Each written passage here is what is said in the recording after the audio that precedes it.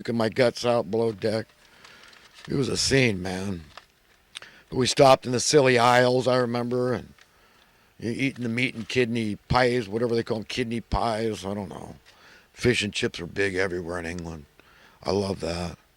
But I sailed a lot through the Mediterranean, been to a lot of nice places in Spain and Italy, and climbed Mount Vesuvius. I've been to Pompeii, a lot of places. Lived on Malta for almost a year.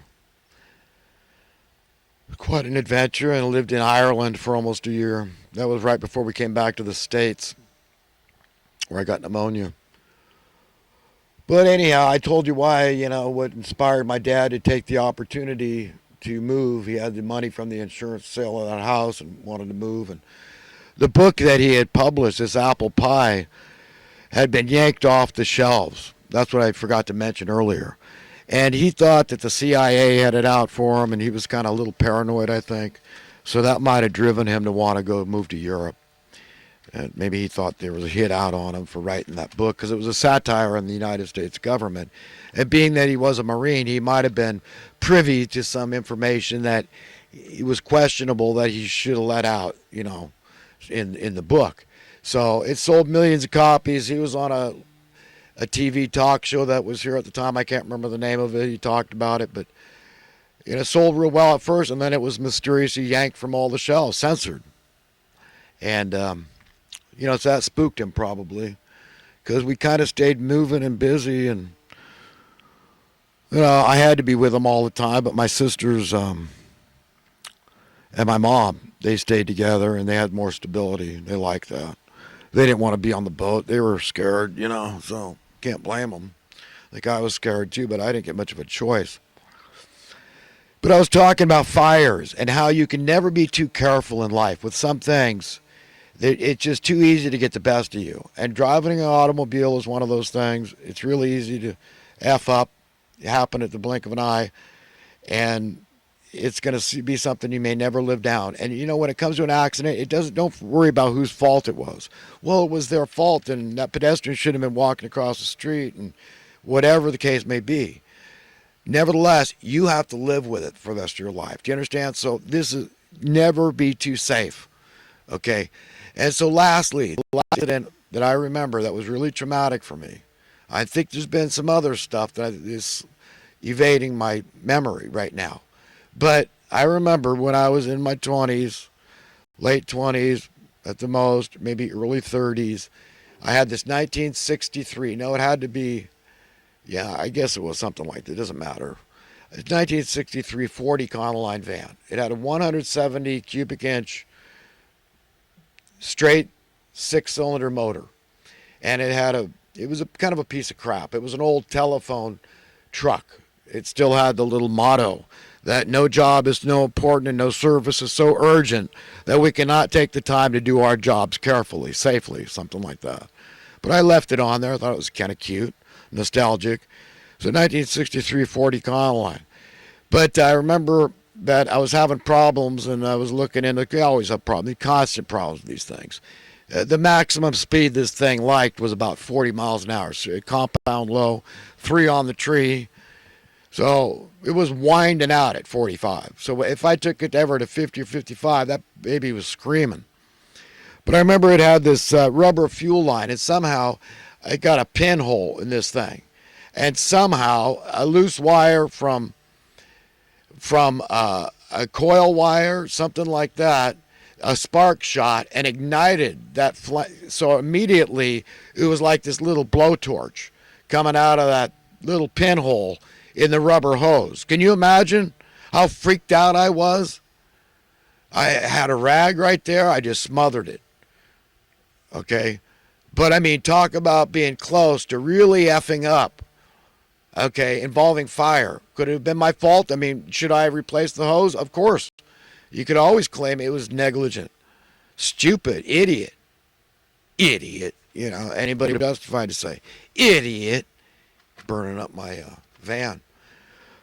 But anyhow, friends, you just can never be too safe when it comes to fire. I mean, we're really freaked out in this area because of the campfire.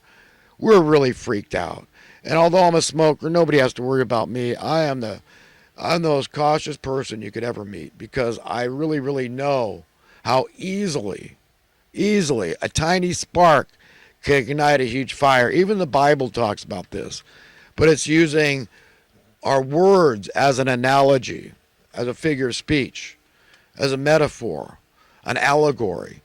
That you see, with one word, one foolish word that comes out of our mouths, and we all have the propensity. It's like we can't control it, like the evil in our hearts finds a way out of our mouth. And then we say something that slights or offends somebody. And sometimes people are oblivious to it. They didn't even know it, but they ignited a firestorm, and they didn't mean to. Does it stop it from igniting a fire? You understand? So you burn down this huge forest. So with our words, we can either heal one another or we can kill, destroy one another. It's your choice as to what you do. It's not so important to be right that you stop being loving. Okay? I mean, I wish everybody adored me, loved me, and, the greatest compliment of all, love me, even my enemies. I don't want any enemies. Why would you be my enemy? I'll give you everything. I'll give you what my Father says to give you. Everything. You're rich from birth. But why would you take that from me and my children? You would enslave me because I'm a lesser man than you. I don't have a right, an inherent birthright to my share of the natural resources in this earth. None of us can own anything. We're all passing through. We all know that. That's axiomatic logic, empirical logic. We all live, we die at any given time. But you can't really own something in the sense that you get to keep it and take it with you, including our own bodies. So logically, simply speaking, why would you think like that? That proves delusion, that you're delusional. I live in a world where everybody's delusional unless they admit it and confess it. They can't address it and overcome it. They can't be forgiven for it and repent for it, be sorry for it. We're delusional. That includes myself, of course. I've often said I feel like I'm experiencing 10% of what I could. And then you realize a lot of scientists believe we're using about 10% of our brain. So what's blocking the rest of that?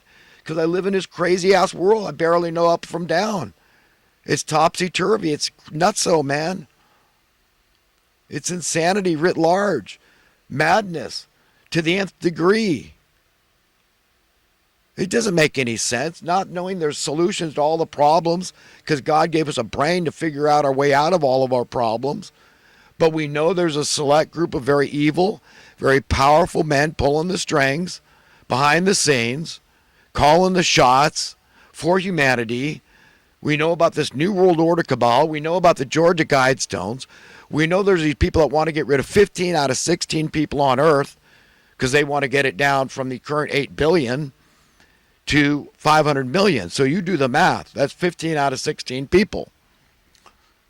Those are the people I'm talking about are in charge. And if you don't think we got something to worry about, if the president should come under their spell, okay, Congress and Senate start capitulating to these people because of their fears about what's going to happen when the people finally rise up and take over the reins of everything and get their way. Not some of the people, but all the inhabitants, all the people get their way. And it has to be fair. It has to make sense. It has to be justified in the sight of God. If we're going to have politics and governance and all this, it's got to be egalitarian. It must be fair.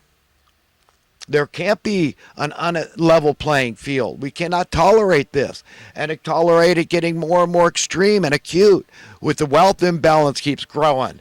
Slavery being normalized. The Federal Labor Department being largely at fault because they're in the pockets of these evil politicians who have stabbed the American people in their back. Democrats and Republicans have done this. People that call themselves conservatives and liberals. People that call themselves socialists and capitalists have done this to us. This isn't good. Currency debasement is not good. National debt is not good. And the people they make pay the price, that put the burden on their backs, is the people at the bottom rungs of the ladder, the social economic ladder. And it's wrong. And they don't care Who knows what they keep saying, well, we can't find workers for this job or that. And then the president's talking about creating jobs. And they're shipping in young, strong immigrants every day who get priority when it comes to the Section 8 housing because they're working in the field of agriculture. They're essential workers. We need them. The farmers say we need that cheap labor. And then they get all the welfare handouts, all the benefits and perks and help with even home ownership through these build your own homes and stuff. You understand? But our own native sons and daughters, most of them white men, but more and more women now, white women out there on the streets, are allowed to suffer needlessly and sometimes die out in the cold. And we call ourselves a Christian nation. And you think I don't have justification for being upset and saying, God Almighty, if I don't speak vociferously about this, emphatically about this, I'm going to hell. How am I going to answer for that in the day of reckoning, on my judgment day? Do you understand the imperative nature, the grave nature, the matter of salvation, of where we're going from here? We're talking about the one that has power to throw not only the body into hell, but the soul. I don't want to go there, but what am I going to get? He's got to separate us. And could you imagine all that evil, not having any decent people, all those evil, elitist, money lovers, people that love money more than they love human beings, being stuck together. I want to avoid that like the plague. And I want you to avoid it like the plague. And if you're on that side, or you wonder if you are, ask God to reveal the truth to you, and then you can jump off, and you get the same reward as somebody that's lived their life righteously and with a pure heart, a goodwill toward not some men, but all men. Willing that your kids had all the same things that you want for them, for their kids. You allow that. You got a good, pure heart. You understand that if God says no money at all, no forms of money, nobody gets an advantage over anybody else through this method, these means, then you say, that's what I want. If that's a ticket to an ideal world, a perfect world where we can live together in peace and safety, security, freedom and prosperity, contentment, joy, all those good things we all want for ourselves and our kids, which all comprise the components, the ingredients necessary for happiness. True, everlasting happiness is what our parents want for us, because that makes sense. That's how I can speak that and say that, proclaim that so confidently. It just makes sense. A little kid, yeah, that's no ulterior motive for anything else. So let's come together, unify against these freaking monsters, starting with the Federal Reserve, starting with the Congress and the legislators and the governors and the senators and the mayors and the president and everybody else in between. Speak truth to power, be willing to die for somebody else, and you'll be blessed. Otherwise, you get a coward's reward if you shrink away from this responsibility to your fellow human being. You see what drives me to do what I do? Read chapter 12 in Daniel, and you'll further understand why I do what I do. Because I want to please my owner. It's that simple. That's plenty of motivation. Because I know that's the key to everlasting happiness, and to be found worthy of deserving of inheriting a better world. And that's what I want. I want improvements, man. I want problems solved. I want things fixed. I want to be free, man. I want to be secure, man. I don't want any fear, man. How about you? Anything that can be fixed, I want fixed. But I'm sorry to say, friends, that largely our society at this point in history is being driven by fear. It's a fear-driven society. It's not a love of God-driven society. People live outside the bounds of the golden rule every day of the week in their business practices. They don't care. If their children were on the other end of their dealings, do you really think we'd have the problems, this wealth imbalance that we're having? Do you get it? Do you get it how the righteous end up getting walked all over because the evil men and all those that are on that side of the equation that are benefiting from this imbalance, this wealth imbalance? Okay, do you really think they're treating people the way they want to be treated? Do you understand the problem here? If they were, we wouldn't have these problems. No way. No way. No way. We'd be living like one big, fat, happy family. Everybody sharing the wealth. Even the scriptures say that we should use worldly wealth to win friends for ourselves. Give it away. Could you imagine if all that money was in circulation? Everybody goes, yeah, spend it any way you want. What's your little heart's desire? You got an innovation, an invention you want? Yeah, that's what I want to spend it on. I want research and development and marketing, and I want to get it out there because I think this would be a blessing to humanity. But money's an obstacle now. You see how money's an obstacle to innovation? Right there. You could be the smartest person in the world, like Tesla or something. And if you don't have sponsors, investors, financial backers, you got bupkis. You're not going anywhere because it takes all those things. It takes all your time and energy, and you got to find other people with other expertise. And that's the way you find it at the local retail store. Do you understand?